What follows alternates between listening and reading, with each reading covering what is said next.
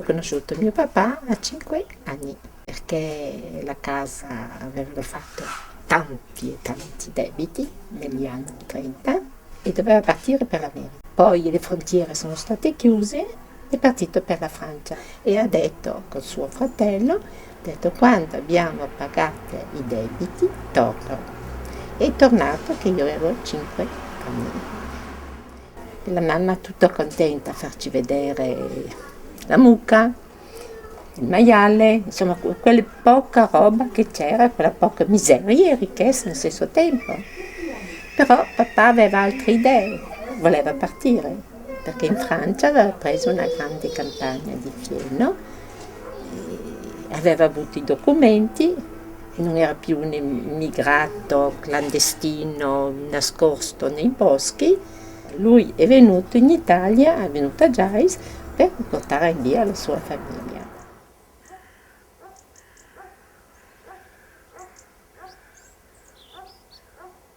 E la mamma ha detto a papà, ma dove mi porti? Allora papà col dito, dove va adesso?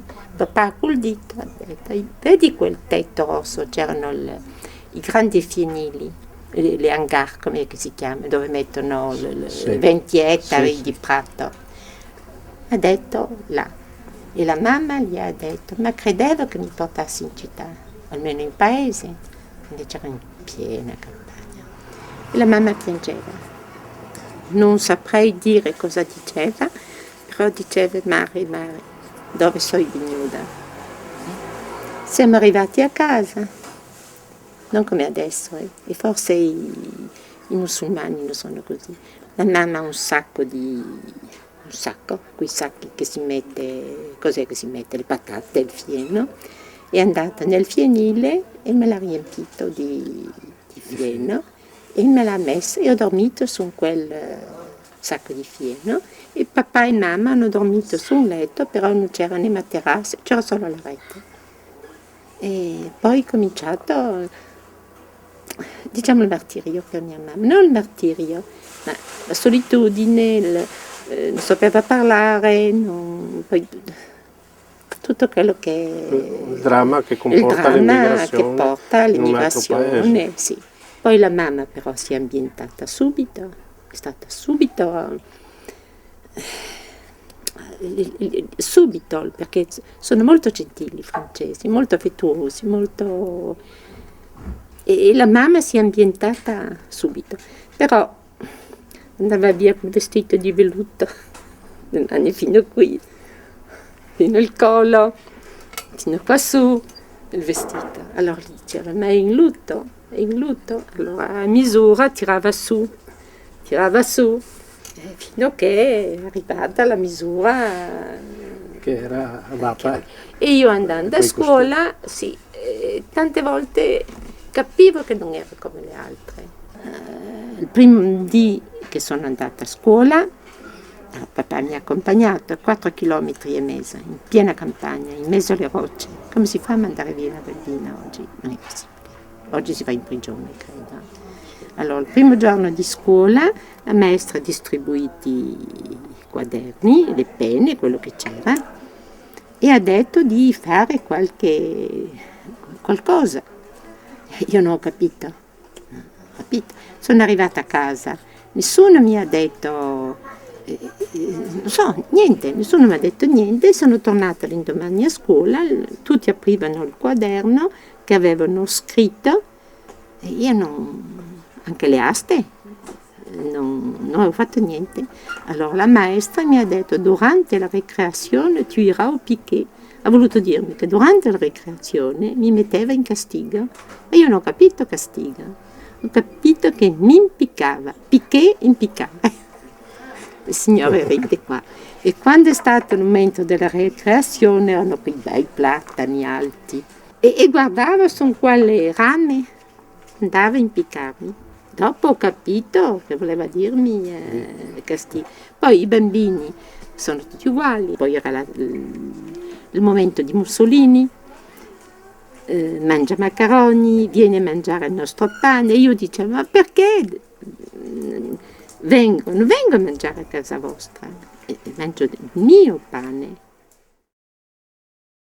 10 giugno del 40 papà e mamma sono andati a Marsiglia, al consolato, per fare il passaporto. Sono arrivati al consolato, una confusione immensa, un allarme dietro l'altra, non capivano cos'era, e lì c'era uno di Spilumbergo che lavorava al mosaico e gli ha detto: figlioli, siamo persi, l'Italia ha dichiarato la guerra alla Francia. Allora le sirene suonavano, tutti gridavano di non appoggiarsi alle case, di stare in mezzo alla via, in mezzo alle vie. Allora papà ha detto: cerchiamo un taxi per tornare a casa. Ma taxi non ne hanno trovato, treni non ce l'hanno fatta arrivare in stazione perché conoscevano poco, confusione, fila di gente, tutti in fila, la polizia che fermava, documenti, italiani, avanti, in fila. I francesi passavano, dicevano: buttateli al mare, i porchi d'italiano. Ci hanno buttato il coltello nella schiena. È venuto un camion immenso, via, tutti questi italiani caricati su un grosso camion, portati alla prigione Saint-Nicolas, una prigione immensa, un forte, che è in parte al mare, e la gente diceva: al mare, tutti al mare. E dopo hanno verificato documenti, carte, hanno capito che non c'erano niente contro la Francia. Sono tornati a casa e qualche giorno dopo hanno chiamato tutti questi italiani in piazza, il comune ha chiamato tutti questi italiani in piazza, gli hanno detto: siamo stati sempre bravi, gentili, vi abbiamo dato lavoro, vi abbiamo aiutato e adesso per ricompensa ci piantate il coltello nella schiena. Per chi volete combattere? Cosa si dice? Per chi si deve combattere? C'è una guerra. Per chi? Per l'Italia o per la Francia? Allora tutti hanno urlato: per la Francia, viva la Francia! Tutti gridavano. E mio papà è tornato a casa malato. Ha detto: ho dovuto negare la mia patria, la mia gente, per andare a combattere con i francesi. E dopo, insomma, hanno dichiarato il 10, il 20 era già finita, non ha durato 10 giorni, è durata Poi gli italiani hanno bombardato lì vicino e hanno ucciso tanti italiani, hanno bombardato una scuola, c'erano bambini italiani, però dopo rimane: italiani, avete piantato il coltello nella schiena, e rimane un po'. Io non volevo fare il militare, allora ha detto: non è giusto, l'Italia, ha detto, parlavo anche, non so, con le autorità, l'Italia ha bisogno di lavoro, non ha bisogno più di soldati, abbiamo visto come è andata a finire, ho detto. Allora vado da mio cugino era sempre stato in servizio militare, era stato a Sacile, c'era il distretto del militare quella volta era a Sacile, non a Udine né a. Allora ho detto: senti Beppi, cosa devo fare? Dopodomani vado alla visita a Pordenone, praticamente vorrei, dammi qualcosa che il cuore, dirò che mi fa male il cuore, dirò che ho delle palpitazioni, tutto. Ha detto: sa cosa? Ha detto: la prima volta che prendo delle anfetamine, mi ha dato 2 pastiglie, erano 2 anfetamine, insomma, simpamina o roba, non so di cosa, e tu compri 2 sigari, ha detto, sì, è una roba ridicola, no? Però, non so, a me non ha fatto effetto. Prendi 2 sigari, li accendi e li metti uno di qua e uno di là. Arriva il mio turno, tutti nudi lì, come ti senti? Ha detto: mal di cuore, ha detto, palpitazioni di cuore. Fammi vedere, era tenente colonnello, insomma, colonnello medico, ecco. Dice: va bene, mi dà un calcione del retano di dietro, mi dà un calcio e mi ha buttato, boh, vai, cammina, ha detto. E addirittura mi ha mandato nei bersaglieri. Arriva la cartolina, io avevo il passaporto, l'avevo fatto un anno prima, ci voleva il nulla osta anche del console francese. E comunque ho avuto il passaporto e sono andato a Nizza. C'era un fermier, come si dice, un proprietario di terreni che facevano fieno e praticamente aveva due prigionieri tedeschi per 5 anni. Era una legge in Francia che ogni tedesco che si trovava alla fine della guerra, all'armistizio, in territorio francese doveva rimanere 5 anni, non so se pagati o pagati poco o anche niente, insomma, erano prigionieri. Quelli lì hanno finito i 5 anni e si è trovato senza nessuno. Ogni fattoria di quella zona lì, d'inverno, come si dice, ospitava un gruppo di pecore, un gregge. Ogni fattoria ne aveva 1500, ce n'era una che aveva 10.000, esempio, pecore, perché nei prati venivano giù dalla montagna, dalla Savoia, e stavano lì, passavano l'inverno lì. Però nelle fattorie avevano dei grandi garage e andavo dentro, lì c'era come si dice, il letame delle pecore era spesso 50 centimetri, anche di più, e dovevi andare dentro col piccone, perché diventa come un cemento. Alla mattina, prima di colazione, che consisteva un po' di lardo, 2 uova e pane, prima delle 9 scaricavo 4 carri di fieno, 4 da solo, e la catasta era alta 10 metri, praticamente non ti spiego neanche il lavoro, avevo solo una forza bestiale e la rabbia. Quando sei arrivato in Francia, come hai trovato il lavoro, tu e i tuoi amici? Abbiamo trovato che era l'impresa L'Avenir Savoiard che lavorava, Faceva case, no? Facevano case lì. Sì, facevano i muratori, e allora 9 sono rimasti a lavorare per l'Avenir Savoiard e 3 non eravamo muratori, io, Morando e Gigi Luca. Ci hanno portato giù a Lione in campo di concentramento, siamo rimasti 10 giorni lì, su una sedia, senza mangiare, senza dormire. E in campo di concentramento perché non avevate lavoro? E non avevamo lavoro, eravamo 10.000 lì in un campo. Per un mestamento che E venivano i padroni a cercarti, i francesi, di lavoro.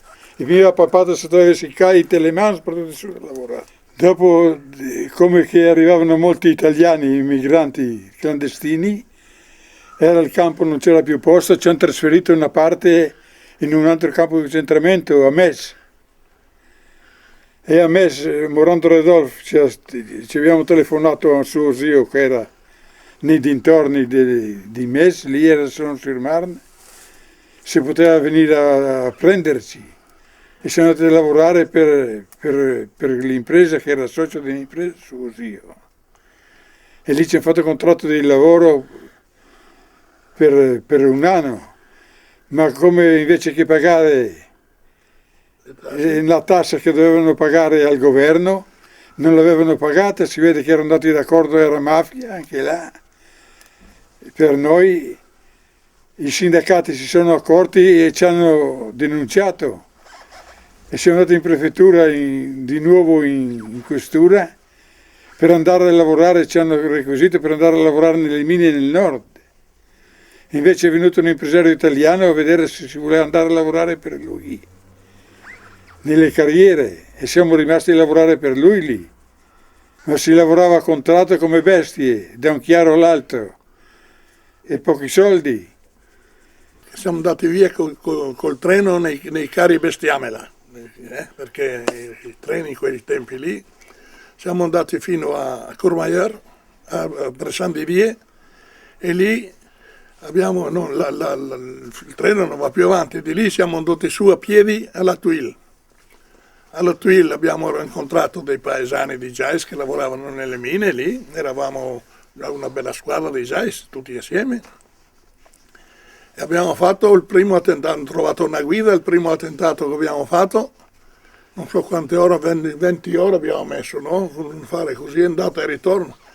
E quando siamo arrivati al punto che la guida doveva lasciarci partire per la Francia, non è stato capace di trovare il sentiero per partire via. Si andava da una parte, perché era la nebbia, eravamo come dentro un secchio di latte e non si vedeva. Il fazzoletto, avevamo un fazzoletto che si teneva uno con l'altro, non si vedeva e si sentiva ancora le valanghe e tutto. Ha detto, dopo è stato un momento che bisognava sparire perché o morire lassù o andare giù. Io avevo un sacco con 2 cordicelle, anche zaino, un sacco, chi la valeschi, un zaino, mettere il zaino, portarlo della pancia davanti, a mettere le mani sulla testa e buttarsi. E ci avevo buttato giù che sotto era un vallone tutto piano, tutto una buca. In 3 ore siamo arrivati a basso. Arrivati sul ponte del Dora, l'ultimo ponte lì, era verso le 9 di sera, ma aveva paura di passare al ponte perché lì era sempre la guardia frontiera qui. E allora io ero disperato, distrutto completamente. Ho detto, se mi prendi sono contento, ma io vado giù e loro volevo aspettare ancora che venga più buio, più neve. Io sono disperato e sono passato solo, sono partito solo. Loro che si fermavano qui e mi vedevano, ha visto che io sono passato, io non dico che loro. Appena arrivavo a base sono andato in messa. Sono andato in mezzo delle operaie qui, comprare un fiasco di vino Chianti e comincia a bere, non beve così, aveva 18 anni, ma non si beve qualche bicchiere di vino, ma no, un fiasco di vino così, buttar giù e non a credere. Dopo abbiamo trovato un'altra guida che ci ha portato su per allora, la prima cosa era il forte del Traverset, lì non è andata male. Dopo abbiamo preso le terre nere, che andava fuori sotto, vicino il piccolo San Bernardo, vicino alla statua del piccolo San Bernardo, un burone lì. Le 9 di sera, con 2 veronesi, che lavorava qui alla mina e al medesimo tempo faceva anche guida di trasporto. Quelli in 2 ore in portare il confine. In portare il confine, qui insegnasti che laggiù si vedeva le luci di Borsa Mauricio della Francia, Borsa Mauricio. E lì che dopo loro li avevamo pagati lì e sono tornati indietro, ma in 2 ore in porta su. Il vento fischiava, sapete come si vede nei film? E si vedeva la statua come in pieno giorno. La neve, mio fratello che era pesante, ci andava sotto fino a tutte le gambe, si passava. La neve era più alta dei pali del telefono, E di lì abbiamo trovato una baracca giù, che uno di Geiss Pieri è arrivato con la forza a buttare giù la porta, aprire la porta, e lì siamo andati lì. Allora hanno svuotato, hanno fatto un po' di legna, un po' di fuoco, hanno svuotato 2 sacchi di cemento, hanno fatto 3 buchi, me ne ha messo uno a me e uno a Santin, per il vento. E la mattina dopo con 2 tavoloni, un tavolone sempre davanti all'altro, sopra la neve e sotto passava l'acqua, abbiamo attraversato il torrente e giù a Borsa Mauricio. Borsa Mauricio sono lì le guardie che ci aspettano i carabinieri. E ne ha visto da basso, loro con il guardaocchiali ne ha visto da basso che si andava giù, no? Ci ho detto io state qua che io vado giù a vedere che aria tira. E il Torutti invece ha detto no, andiamo giù anche noi. E così ci hanno preso tutti quanti assieme. Non ci ha messo in prigione perché ha visto che eravamo gente, sì, non eravamo delinquenti. Abbiamo dormito in prigione perché non sapevano mica dove metterci. E me mi ha messo per cuscino. perché ero piccolo e le celle, eravamo in 4 dentro la cella. Io per cuscino e 3, uno mi dormiva qui, l'altro mi gridavano che non mi muovo. Boh, insomma, è andata così. Dopo la mattina ci hanno portato giù dentro la ferrovia lì, ci hanno caricato sul treno e ci hanno rimandato in Italia. Eravamo tutti sporchi, tutti come dei barboni, ecco, eravamo sporchi e tutto. Ci guardavano la gente e noi si sorrideva un po' per far vedere che eravamo della gente come loro. E poi a San Pier del Vigny hanno cambiato treno. Hanno attaccato il vagone, mi è venuto la valigia in testa, sui respingenti è andato un colpo e avevo la valigia sopra la testa sul coso, è cascata la valigia e mi è venuto sul naso e io avevo le catene io. Eri ammanettato? Ero ammanettato perché io ho detto, mi avevano considerato come che parlavo francese, che ero la guida. Eri tu, facevi il passer? Sì. Intendevano questo loro? Allora Sì. tu sei stato arrestato e ti hanno messo le E ci hanno manette. spedito fino a Modana. I 2 gendarmi, i carabinieri, i francesi che ci portavano loro, scortavano, hanno tirato fuori il spuntino che portavano loro e ci hanno guardato io e Santin e ci hanno dato il suo pane. Quello lì è rimasto qui. Sì, un bel gesto. E lo mangiavamo con gli occhi. Lì ci hanno consegnato ai carabinieri e alla polizia di frontiera italiana e giù per Torino. Fortuna che le prigioni erano piene a Torino, ci hanno chiesto se si aveva soldi di prendere il biglietto del treno e siamo venuti a casa così. Se no si passava la viola in prigione a Torino. Quindi, A Portonecchia ci hanno preso i carabinieri italiani, lì, la polizia, e mi ricordo sempre che un carabiniere adesso ha detto li mettiamo a posto. E Swalt, che è una persona più brava che ha detto guarda che se mi sbagli io non ti sbaglio, se mi vuoi mettere a posto. E di lì quello lì ha taciuto, dopo avevamo i soldi per ripartire, altrimenti ci mettevano dentro ancora a prigione. No? E siamo arrivati a tappe fino a... abbiamo fermato la Littorina lì a San Biagio, siamo venuti a casa come dei disgraziati, tutti sporchi e slambati. È stato un bel viaggio. una storia... E dopo io sono ripartito con suo cugino in Francia, allora che mio papà era già in Francia, con suo cugino abbiamo fatto un contratto di lavoro, che siamo andati via come turisti. Perché come turista mio padre era papà e di lì abbiamo avuto le carte in regola, abbiamo sempre continuato a lavorare. Tuo papà era già in Francia anche per motivi politici, Era ha dovuto andato fuggire. prima, sì, Ha dovuto fuggire era andato dal del 22. Aveva forse espresso la sua opinione pubblicamente? No, niente, non aveva nessun partito, mio padre era un ben pensante. Mio papà ha avuto quella storia lì perché aveva un cugino che era un po'... e ballavano a Cortina e quando scantavano Giovinezza si doveva tirare via il capello e quel cugino lì non sapeva se era Giovinezza o se era il comunista e non ha tenuto il capello in testa. È andato là un fascista di Geiss, ci ha dato un pugno, un cassotto e l'ha buttato giù per terra. E mio papà era suo cugino. Ha detto, con la pelle di un fascista faccio una biaga di tabacco, ha detto mio papà. E lì hanno mandato su i carabinieri per prenderlo. E mio nonno che andava a caccia col Conte Ferro, perché il Conte Ferro era un cacciatore, mio nonno era un bracconiere che ci preparava già la selvaggina perché il Conte Ferro possa portarla a fare il bulo, ecco. E quando è stato così, il nonno l'ha telefonato e ha detto di non toccarlo, però un prete ci ha detto guarda è meglio che te ne vai. È andato giù a Pordenone, è partito clandestinamente come prima che arrivi di poterlo arrestare in frontiera, ecco, è andato via così il papà. Santin, quando tu sei arrivato in Francia, dopo tutte queste peripezie, queste avventure che hai avuto, qual è stato il primo lavoro che hai fatto in Francia? Dopo che sono il primo lavoro che sono andato via così, dopo il primo lavoro l'ho fatto in una fabbrica di un mulino di olio che si faceva il torcio di olio d'oliva. Dopo ho fatto il boscaiolo, ho fatto il boscaiolo.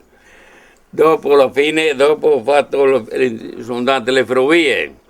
Le ferrovie era un lavoro pesantissimo, perché anche a portare le rotaie vecchie, che si levava quelle vecchie e metteva quelle nuove, le rotaie si voleva in 22 uomini per caricare le rotaie sui treni, sui vagoni. A portarle, va bene, con le tanali a posto per parte del portone, ma caricarle per buttarle su, a mano così ci volevano 22. E 22 te avevi 40 kg a testa. 40 kg a testa, ma lui doveva fare 5-6 giri prima, portare a ginocchio, a spalla, a qui e poi getta, tutti perfetti deve essere, perché se una parte getta di più, a te fa così la volontà, ti porta via le teste a tutti. E loro erano tutti scelti, il capo si metteva da dietro, guai se uno bugiava una cosa, ebbene, via, continuava così. Io ero di quel sistema lì e guadagnavo abbastanza bene, io. Per invece era sul portare le rotaie, traverse lui. Le traverse, le minime che pesava, erano 90 kg, ma se andavi da 90 a 130 kg. E a spalla ognuno, l'era d'estate, no? Giacca tramate queste traverse, avevamo la spalla qui e il braccio, tutto in carne viva a portare traverse in catramate. E continuava a fare quel lavoro lì e guadagnava meno di me, molti schede di meno, il lavoro che faceva. Mentre dove lavoravo io ero sulla cuppa, sulla squadra di testa, che chiamava la cuppa, qui avevamo anche un premio di avanzamento.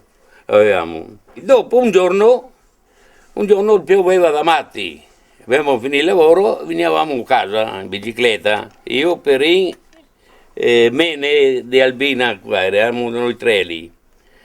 E i carabinieri ci ferma e eravamo il pioveva, eravamo messi al riparo sotto una tettoia che lungo la strada. Lì ne blocca. Dove lavorate? Ne domanda la carta d'identità, l'abbiamo una carta, ma una carta d'identità per l'agricoltura, tutti e tre. Niente da fare, allora basta, via in prigione. Non c'è prigione, insomma, già sa, liberi, ma sotto processo, andati sotto processo, perché noi abbiamo diritto a lavorare in intera ferrovia, noi abbiamo diritto solo all'agricoltura o alla miniera. E lì siamo stati sotto processo a Aix-en-Provence, mi ricordo sempre, e ha fatto 12.000 franchi di multa. Si guadagnava 11 al mese, 12.000 franchi di multa. Io per caso mi ha insegnato, dopo che non ti pagavi subito, mi ha insegnato al portalettere come si deve fare, che mi aveva portato la multa da pagare, sì, 12.000, e dice, come si fa a pagare? E allora mi ha insegnato lui, sai cosa devi fare? Dice, tu paga 500.000 franchi alla volta. Intanto va avanti ancora 4-5 mesi, la dite. Dopo torna a pagare altri 500. Finché si stancherà, e io pagai i primi 500. Dopo 6 mesi torna, sì, come un altro avviso con banco, ho pagato altri 500, sì, ho pagato 1.000 franchi. Dopo sono già passato, sono venuto a casa, che era venuto un Natale ormai, 2 anni dopo, dal 51-52, sono venuto a casa e sono tornato dentro come clandestino, un altro colpo. Ma col treno, sono tornato dentro col treno e sono andato a Savoia e butto via la carta d'identità che avevo, francese, e ho fatto un'altra domanda, come da essere appena arrivato in Francia.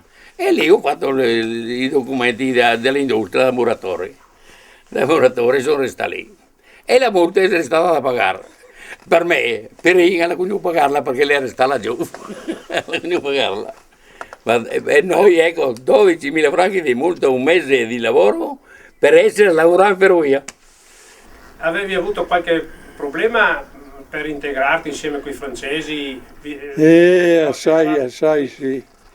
C'era poco da scherzare, da ridere, non era di uscire fuori alla sera perché se eri italiano eri mal visto. Perché avevano prima fatto la guerra, l'Italia ha quasi dichiarato la guerra alla Francia e dopo andiamo là a prendere un pezzo di pane e ci mandavano sulle ostie ogni volta, macaroni, salti italien, ne mangia il pain de français, sempre quella storia lì. E adesso 40, 50 anni dopo si sente ancora quelle cose lì, perché dicono che non sono tanto razzisti loro me. Io guarda, non potevo mai andare fuori perché andavo del paese così in città la sera, di giorno, la domenica così, io era sempre che mi portava sempre in caserma, perché ogni volta che mi vedeva, tu alman, tu tedesco, ero biondo, e tutti mi prendevano un tedesco, mi prendeva, tu alman, via a caserma. Ero sempre in caserma, non potevo andare fuori la sera o per tirare i capelli. Dove era San Samà? San Samà? Abbiamo lavorato 42 anni sempre con la medesima ditta. Ho lavorato nelle gallerie con loro, mio fratello, lui faceva già il capominatore. Abbiamo fatto il tunnel del Monte Bianco. A Notre Dame abbiamo fatto una galleria di 12 chilometri lì. È stato 17-18 morti. Mio fratello, il più giovane, anche lui ha lavorato, lui si occupava delle macchine, dei perforatori, delle cose così. E anche lui ha avuto dei problemi, è andato dentro per fare delle riparazioni in galleria, è saltato su una mina. E quel giorno lì è stato morto, 2 o 3 feriti, lui aveva preso tutto, ci hanno levato 45 grammi, no, 4 etti di sassi che avevano nel corpo. La domenica facevano un sondaggio per vedere perché il pericolo di lì dicevano che dovevasi trovare un lago sotterraneo, il Monte Bianco. E una notte quelli che sondavano lì ci ha portato via sonda e tutto quanto, la pressione dell'acqua. Ci ha buttato, erano i carrelli attaccati alle rotaie, e faceva più di 150 metri l'acqua prima il fesso di acqua così, di 60, 70, 80, no? Come un raggio, come un fesso di luce si vedeva. E le pietre dentro facevano sentire dentro, immaginate il peso dell'acqua. L'acqua di quella galleria lì era 5, 6, 7 gradi, la prendeva, eravamo bagnati dalla testa ai piedi. E quando venivamo fuori dalla galleria per andare nelle baracche, se non c'era qualcuno che ci levava i pantaloni non te li levava mica solo, perché era tutto un ghiaccio. Ma se buttavamo per terra l'altro tirava i pantaloni. Ecco. Lì per fare questi lavori nelle gallerie eravate quasi tutti italiani o stranieri? Sì, quasi, tutti italiani. Quasi tutti italiani, qualche francese lì, erano buoni operai però, 4-5 che erano. Sì. Se no su 45 che eravamo 15 per sciolta, eravamo tutti italiani, e anche i capi tutti italiani. Eravamo bene in quell'impresa lì perché noi non ci occupavamo di niente. Loro trovavano la casa, ci portavano la roba, ci pagavano l'hotel, tutto. No, eravamo stimati, però il lavoro se lo facevano. Perché loro contavano su di noi e noi si contava su di loro. Perché di quei patroni come abbiamo avuto noi non ce n'è più. Anche in Francia sarà stato uno dei migliori in Francia quello lì. Perché una persona aveva migliaia di operai e li conosceva tutti per nome. Tutti per nome. Quando eravamo a Chamonix lì, erano 2 fratelli, Giamattio, che lavorava, che mio fratello li ha fatti venire lì, si è domandato del lavoro, sono venuti lì. Ebbene, il giorno passa il padrone, ci ha detto, oh Jean-Mathieu, dove è tuo fratello? Perché non l'ha visto. Lavora di notte, va bene. erano giovani ancora loro, non erano anziani l'impresa, me li aveva già catalogati il vecchio. Io ho fatto non so quanti, 18 traslochi sicuro. Germano ne ha fatti tanti, che lui mi ha fatto più trasferte, così. Sì. E perché si andava al lavoro, finito un lavoro qui, bisogna andare all'altra, sì. C'era sempre il premura di finire qui per cominciare là. Non c'era la miseria come adesso del lavoro. Mi ero iscritto a un club lì di ciclismo, ma per l'amor di Dio, arrivavo sempre l'ultimo, insomma. Alla sera prendevo, dopo il lavoro, e facevo 80-90 chilometri di notte. E comunque lì un bel giorno mi è venuto il direttore sportivo, ha detto: guarda che sei selezionato per il Giro del Sud-Est.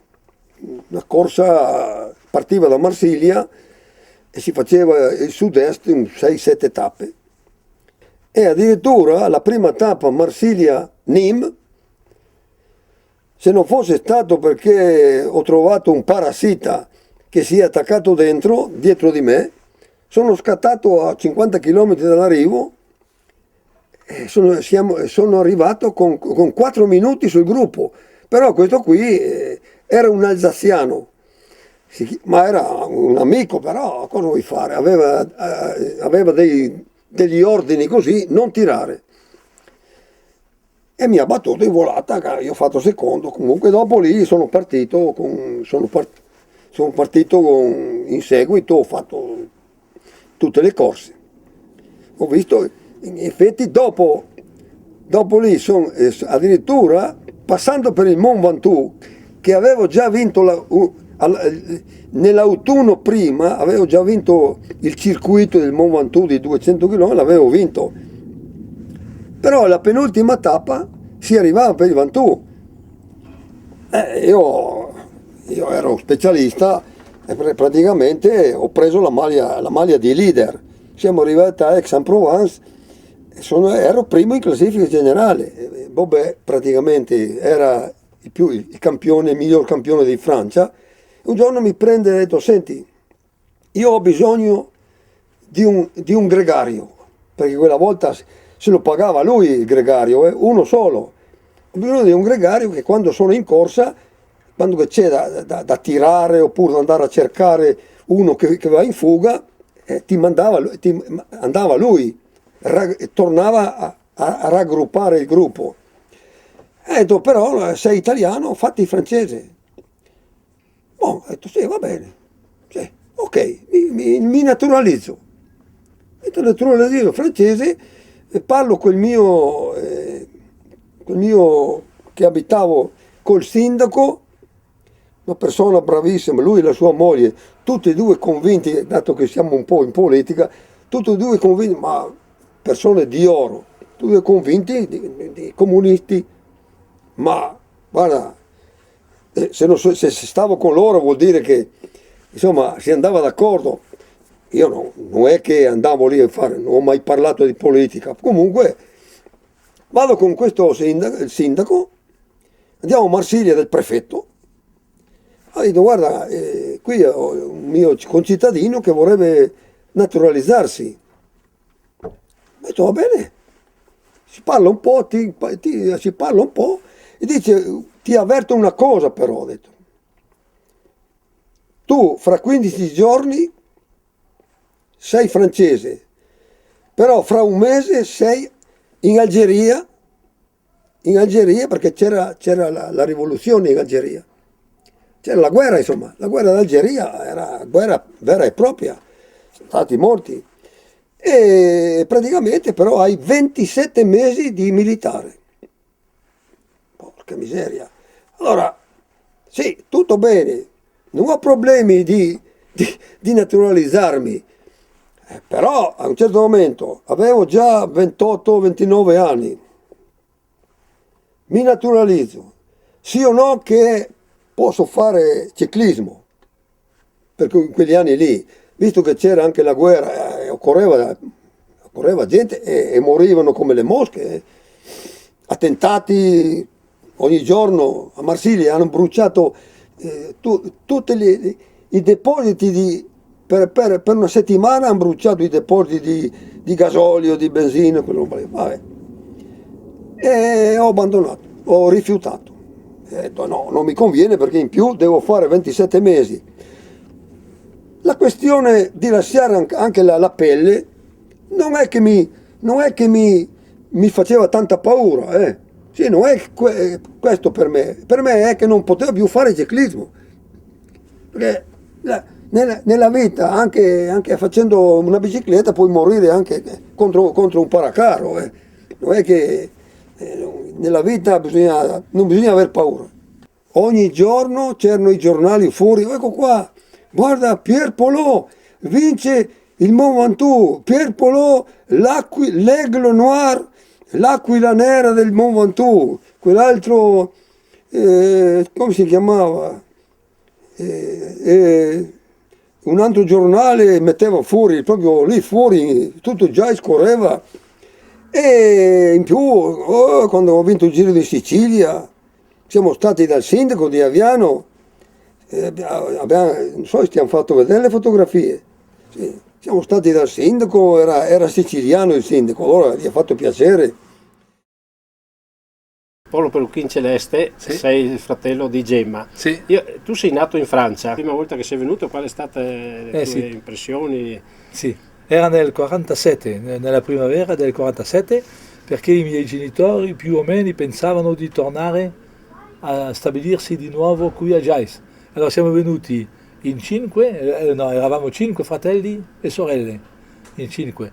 E dunque siamo venuti qui e abbiamo ritrovato, la mamma ha ritrovato la casa, ci siamo accomodati qui. Mi ricordo che andando adesso alla via Umberto Saba, Sì. da qui dove c'era il falegname, c'era sempre un falegname, mi ricordo, andando fino alla Cosera c'era tanta gente fuori e c'era sempre, soprattutto la sera, un odore di polenta terribile. Quello mi ricordo benissimo, quell'odore di polenta che veniva fuori da tutte le case lungo questa strada. Dopo si andava in fila la sera, questo mi piaceva molto perché si andava una volta in una strada, una volta in un'altra e mi ricordo che le strade erano pulite, belle, si faceva caldo perché in primavera era anche un po' freddo e si stava benissimo. E da mio nonno si cominciava con il rosario, che era molto lungo per noi bambini, che non finiva mai, e dopo era la preghiera de profundis per tutti i morti della famiglia dei Peruchin, dei Fritz, di qua e di là, che non finiva mai. E dopo mio nonno cominciava a leggere un libro, allora I Promessi Sposi e Il Giro del Mondo in 80 giorni, Phileas Fogg.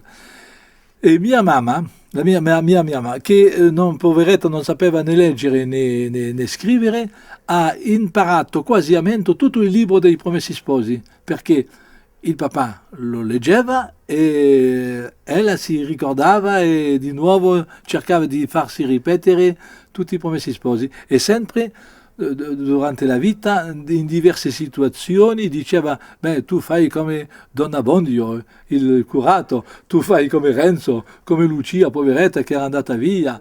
La mamma come sentiva così il ritorno? Era molto duro perché contentissima di ritrovare suo papà, molto scontenta perché aveva perduto la mamma e dunque non l'aveva più trovata in vita. Questa è stata molto, molto dura e ci portava sempre al cimitero e a fare delle preghiere, ma per ella era molto duro. Speranza di stabilirsi qui e dopo vedeva anche che non si poteva più perché c'erano tutti questi giovani pieni di fame, la vita era dura. Ecco, e dunque era contenta e dopo pensava di nuovo a tornare in Francia perché sentiva bene che economicamente si stava meglio. L'anno del 50 siamo andati in quel paese lì, in Savoia, e lì ho conosciuto mia moglie e siamo sposati dal 52. E dal 56 passo il piccolo San Bernardo in macchina, che avevo comprato una macchina, e ho detto a mia moglie, mi aveva rimanesta quella cosa lì, la baracca mi aveva rimasto qui, il panorama uguale, perché avevo fotografato perché era come pieno giorno quando siamo arrivati lì, con quella frontiera che abbiamo attraversato. Ho fermato la macchina, ho detto a mia moglie adesso voglio vedere, perché siamo venuti dentro quel burrone lì, quel burroglione lì, se c'è la baracca. E vado lì e ho visto la baracca e sono andato giù per vedere se... E ho trovato la baracca che era ancora il catenaccio, ti ricordi che il catenaccio era grosso così? Storto, ho detto è una bella baracca. Quando arrivo alla frontiera, cominciava, c'era sì, giorno, mi guarda i documenti, tutto, va bene. Mi ha detto, cosa sei dato a fare quella baracca lì? Ah, ha detto, quella baracca lì è quella che ci ha salvato il giorno, ci ha raccontato un po' la vita che avevamo fatto, abbiamo trovato la baracca e tutto. Ah, che bravo, ha detto che sei, adesso vai in Italia in macchina e con la famiglia, boh, è andata bene così.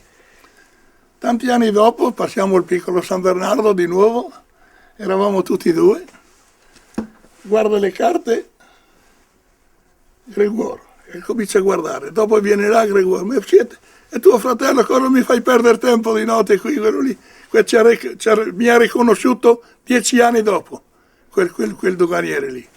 E ha detto, quando avete passato di qui, domanda di me e siete tranquilli, andate avanti e indietro come volete. Avete lavorato tanti anni in Francia, lavori duri, esisteva un Sì, sindacato? sì, esisteva, sì. Esisteva, ma quei tempi lì, i sindacati come dappertutto, c'è quello che va bene e quello che si fa comprare. Allora eravamo un sindacato lì, che dopo è scappato via con i soldi della casa. E un giorno arriva una persona, lo impiastrano come meccanico e lo mandano a lavorare con mio fratello, il giovane lì, per manutenzione dei perforatori così. E mio fratello ridendo ha detto, oh, tu vieni fuori, no, sei un prete o vieni fuori di prigione? Ha detto mio fratello, ha detto né uno né l'altro, intanto ha detto, no? E un giorno mio fratello doveva sposarsi perché era fatto venire fuori con la... sì, insomma, doveva sposarsi e ci ha detto, guarda un po', ti ricordi quel giorno lì che mi hai detto se venivo fuori di prigione o se era un prete? Ebbene, domani ti sposi, ebbene, domani te lo farò sapere. E lui che l'ha sposato era un prete operaio che li aveva mandati fuori il Papa a quei tempi lì avevano paura del comunismo e lo mettevano dentro. E quella persona lì ha visto ma allora veniva sempre sul sindacato, però lui ha preso in mano dopo le redini del sindacato e ci ha fatto una riunione e ha detto, guardate che io, quello che fa il suo lavoro può venire da me e lo difendo. E quello che non fa il suo lavoro, che non venga neanche a trovarmi. E andava bene così, per l'impresa e per gli operai. Bon. E un giorno li ha richiamati indietro il Papa, ha fatto una riunione in cantina lì, eravamo tutti là, ha detto guardate che io avevo quelle missioni lì, missione per tirare la gente alle chiese, così. Però ha detto vivendo con gli operai, i sacrifici che fate, ha detto, guardate, ho preparato la valigia, ha messo tutti i vestiti di prete e li ha mandati a Roma. È rimasto civile, è andato fuori dalla curia. E quello lì dopo faceva il grande sindacalista lì in Savoia e ha fatto andate avanti le fabbriche dappertutto di quella persona. E un giorno l'hanno ucciso. L'ha trovato su un marciapiede a Parigi, una macchina l'ha battuto dentro e l'ha ucciso, non ho mai saputo chi era, però è stato un crimine perché è stato proprio ammassato per colpa che non ci stava bene, ecco. Era uno che difendeva i lavoratori. E la legge la conosceva, mi ricordo il Berville quando è stato un giorno il tribunale lì, che le imprese con le EDF e tutto, gli avvocati delle imprese cercavano sui libri le leggi. No, diceva, che cerchi? Quella legge lì, la pagina numero tale e il numero tale tutto, l'aveva qui tutto il libro della. Quindi un prete operaio Sì. che ha difeso i lavoratori, sì, lui, sì. del mondo del lavoro, E ce alla n'era, fine sì. possiamo La ben dire, Bepperen? La alla Bepperen. fine possiamo ben dire che è stato un martire. Ecco, Sì, questo sì, è stato, sì, È stato un martire della società.